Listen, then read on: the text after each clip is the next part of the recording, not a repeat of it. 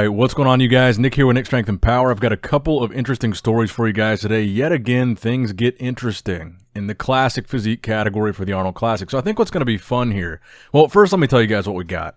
So we got the photographic version of the Kalecinski physique update yesterday. And also keep in mind that these updates were apparently taken at 16 days out, so they're not taken as recent as yesterday. They were just uploaded as recent as yesterday. But in addition to those pictures, he also uploaded, well, Rep 1 uploaded a video from that same photo shoot. But also today, Ruff Diesel uploaded a physique update. He doesn't say exactly when it's from, but it looks to be just about as recent as some of the updates that we've seen from him over the past couple of weeks. So I'm going to put Terrence's update on a loop and put it next to Urz's update, because Terrence's was a lot shorter than Urz's was. And you guys can get, we got to zoom into Terrence actually, but you guys can get an idea comparatively of how these two guys are looking. And then I think we'll even put Breon in there and put his latest posing video on a loop. But honestly, look, I think this classic physique category at the Arnold Classic is going to be arguably one of the most competitive categories there. I mean, Urz looks fantastic. There's no denying that. He looks great in these updates. On paper, like I said, really good competitive guy in this lineup, 4th at the Olympia. So on paper, that kind of automatically puts him in the top 3 conversation with Breon and Terrence, since they're the only two guys in this lineup that have beaten him. And I think one of the things that you can see better in the video of Urz compared to the photos is when he hits those transitions and you can see him in motion, you can really see what kind of shape he's really in. I mean, he is in tremendous condition, and I expect him to bring a really competitive, from a conditioning standpoint, physique to the Arnold Classic stage. But seeing his physique in motion, you can kind of see those finer details being activated in between poses, and as he moves, he just looks like he's in phenomenal shape. That's without question. And from a standpoint of structure, he has a phenomenal shape. Then when you look at Terrence, it's a little bit harder to tell because the lighting is not as good as it is in Urz's video. And of course, Terrence's video is in black and white. It's got like a filter on it. So it's a little bit harder to tell what kind of shape Terrence is actually in.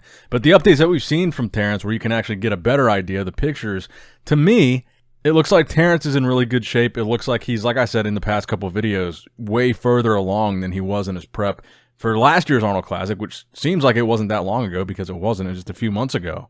He looks ahead of schedule. He looks more conditioned than last time. He won the show last time. So to me, it's really hard to make an argument for anybody in this lineup beating Terrence and taking that Arnold title away from him. He's beaten everybody in this lineup.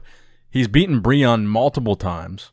Breon, I would say, arguably is the biggest threat to Terrence, bigger than more so Urz and Ramon. And like I said in the last video, I think the real question is not so much who's going to beat Terrence, but who's going to be able to get past Breon to get into that conversation of even a call-out, maybe just them and Terrence. I think Breon is the biggest obstacle here.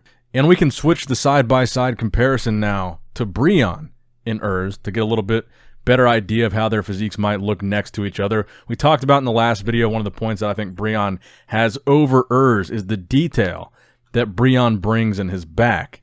I also think Breon has more developed arms, better peaked biceps, and a little bit more filled out chest. I think that's definitely something that Urz needs to bring up as well. But at this point, there's not a whole lot left to it but to see these guys on stage at the actual show. And now a word from our sponsors, the Arnold Sports Festival. I think this is the last one. I think that every bodybuilder has something unique, especially the bodybuilders today. I mean, wow, they are big.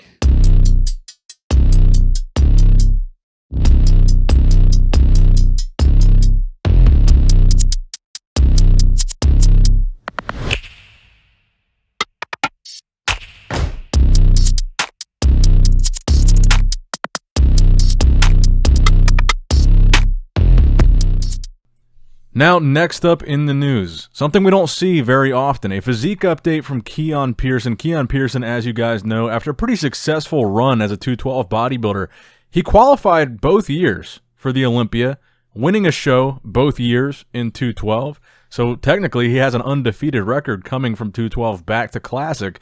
But this is one of the physique updates, one of the very few physique updates that we've gotten to see from Keone. From either prep, really. We really didn't see too much from his last prep, even as a 212 guy, in this transition back to Classic physique, where he will be downsizing, mind you, because he's going to have to make weight in Classic, and that weight cap for his height in Classic physique is much lower than it was for 212. I think something to the tune of like 20 pounds he's going to have to lose, maybe even more than that, of stage weight. Now, when Keone made his Olympia debut in Classic Physique back in 2019, he wound up not only being in the first call-out, but he was top 4. He wound up taking 4th place at the 2019 Mr. Olympia. And also worth noting, he took 4th place at the 2019 Arnold Classic in Classic Physique as well. So he had a pretty impressive run during his time in Classic Physique. And that reminds me, I just said he was undefeated in 212. That's not true because now I'm reminded of his 212 Olympia placing.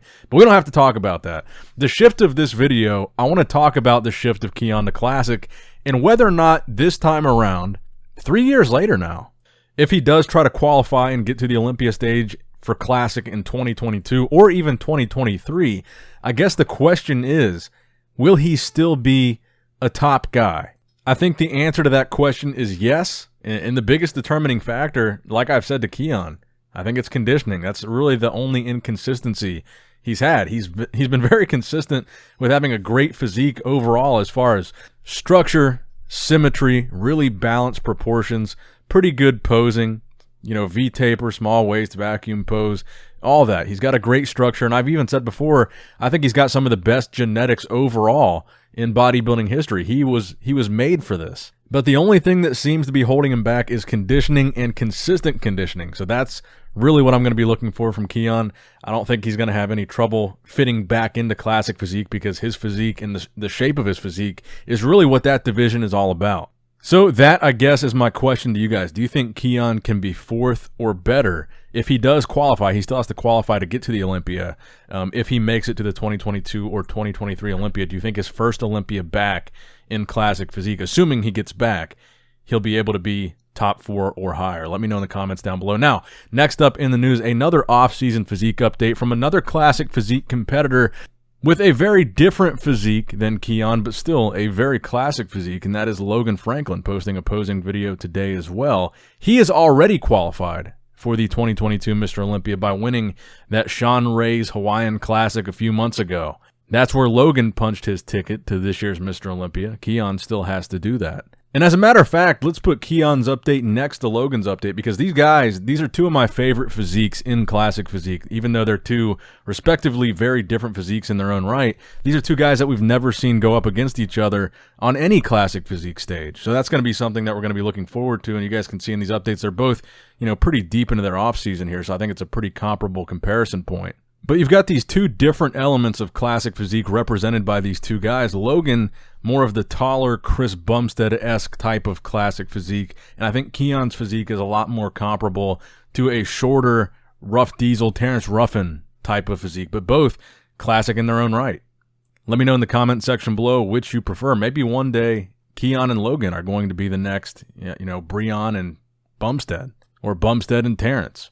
And for the last story of today's video, let's do another side-by-side here because I'm enjoying these side-by-side comparisons. The first photo of Brett Wilkin, posted by his coach Matt Jansen. This is the latest update that we've got of Brett.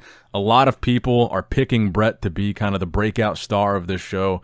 Some people are predicting him as high as 2nd.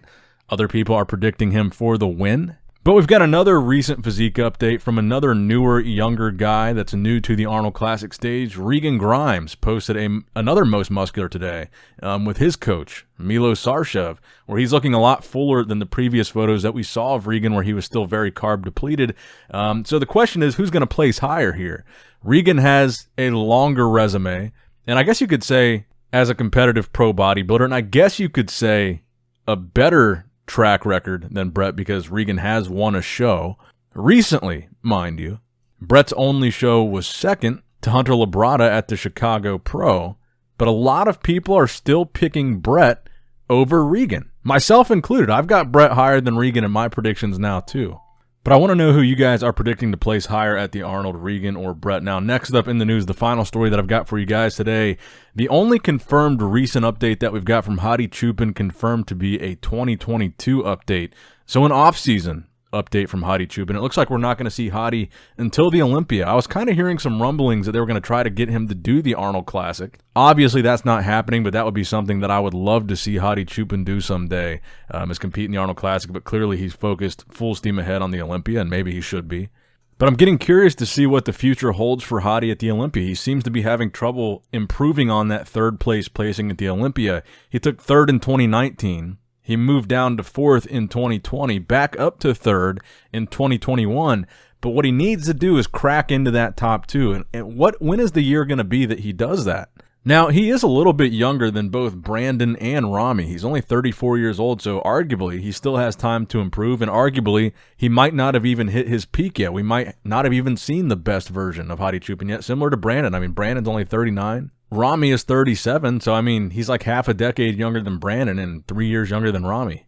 There's only 2 guys right now that I would say it's safe to predict have not won the Olympia yet, but will win the Olympia someday. I think one of them is Hadi Choopan, and I think the other one is Nick Walker.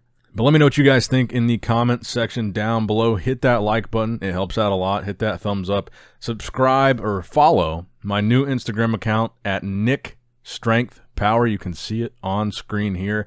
Like the video, comment, subscribe, click the bell notification, all that good stuff. As always, I love you guys. Appreciate you guys. Nick Strength and Power signing out.